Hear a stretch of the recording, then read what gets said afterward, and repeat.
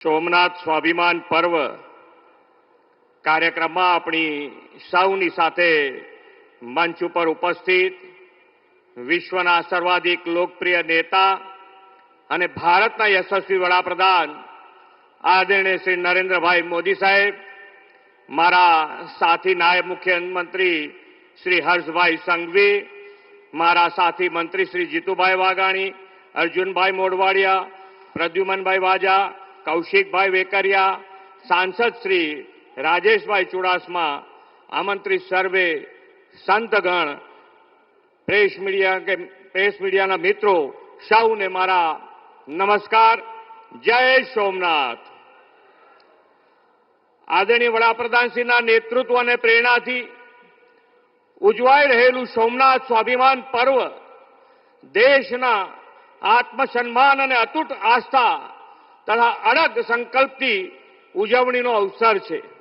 12 જ્યોતિર્લિંગનું પ્રથમ જ્યોતિર્લિંગ આ ભગવાન સોમનાથનું મંદિર એ માત્ર મંદિર નહીં, ભારતના આત્માનું પ્રતીક છે. ઇતિહાસ સાક્ષી છે કે આ સોમનાથ મંદિર ઉપર છેલ્લા 1000 વર્ષમાં અનેક વાર બર્બર આક્રમણો થયા હતા. મંદિરને તોડવાનો પ્રયાસ થયો, પરંતુ કોઈ આક્રમણો ક્યારેય ભારતની આસ્થાને તોડી શક્યા નથી.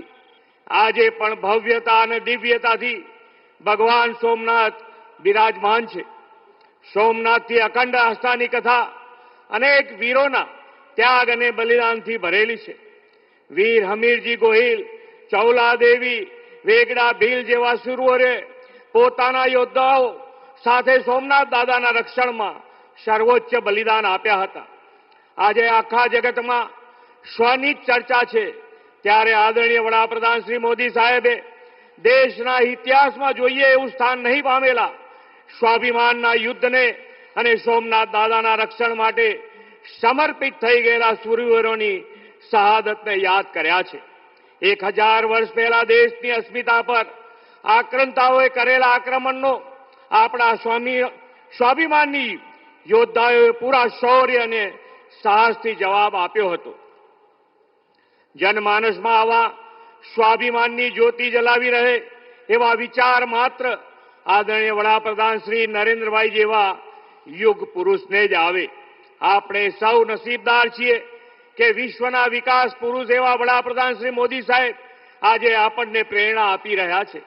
આખા યુગનું નિર્માણ કરનાર વિઝનરી લોકનાયક શ્રી મોદી સાહેબે પ્રત્યેક ભારતવાસીઓના સાંસ્કૃતિક રાષ્ટ્રવાદનો જે ભાવ જગાડ્યો છે તેનું ગૌરવ કરવાનો આ અનેરો અવસર છે. સોમનાથ મંદિરની ગાથા કોઈ વિનાશની ગાથા નથી. એ તો 1000 વર્ષથી આપણા અડગ સ્વાભિમાનની અને ક્યારેય અસત્ય સામે ન ઝૂકવાની વિરાસત છે. ગુજરાતના પનોતા પુત્ર લોહ પુરુષ સરદાર સાહેબે દેશની આઝાદી પછી સોમનાથ મંદિરના પુનઃનિર્માણનો સંકલ્પ કર્યો હતો. આ સંકલ્પને પૂર્ણ કરતું આજનું ભવ્ય મંદિર પથ્થર કે ઈંટોનું ચણતર નહીં, ભારતના આત્મવિશ્વાસ, આધ્યાત્મિકતા અને સરદાર સાહેબની દ્રઢ સંકલ્પ શક્તિની વિરાસત છે. વડાપ્રધાન શ્રી મોદી સાહેબે આપણા શ્રદ્ધાના કેન્દ્રોની આવી વિરાસતને જાળવીને આધુનિક કાયાકલ્પ કરવાની સંસ્કૃતિ વિકસાવી છે. કાશી વિશ્વનાથ, કેદારનાથ, મહાકાલ, બાબા વૈદ્યનાથ ધામનો વિકાસ, અયોધ્યામાં ભવ્ય રામ મંદિર, પાવાગઢમાં મહાકાળી માતાને 500 વર્ષ પછી ધ્વજારોહણ, અંબાજી ધામનો સર્વાંગી વિકાસ અને સોમનાથ તલીમ સંગમ તથા સોમનાથ સ્વાભિમાન પર્વ. વડાપ્રધાનશ્રીએ યાત્રાધામોના આવા હોલિસ્ટિક ડેવલપમેન્ટની જે પરંપરા ઊભી કરી છે તે વિકસિત ભારત 2047નો આધ્યાત્મિક સ્તંભ છે.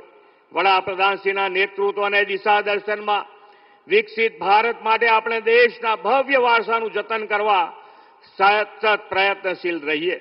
વ્યક્તિગત જીવનમાં શ્રદ્ધા અને ભક્તિ વધારીને સામાજિક સદભાવના અને સમરસતા માટે કાર્યરત રહીએ. વિકસિત ભારત, આત્મનિર્ભર ભારતનું નિર્માણ આપણો મૂળ જીવન મંત્ર બનાવીએ. આપણે સૌ સોમનાથ દાદાના ચરણોમાં પ્રાર્થના કરીએ કે લોકલાડીલા વડાપ્રધાન શ્રી મોદી સાહેબને દીર્ઘાયુ અને અખંડ શક્તિ આપે.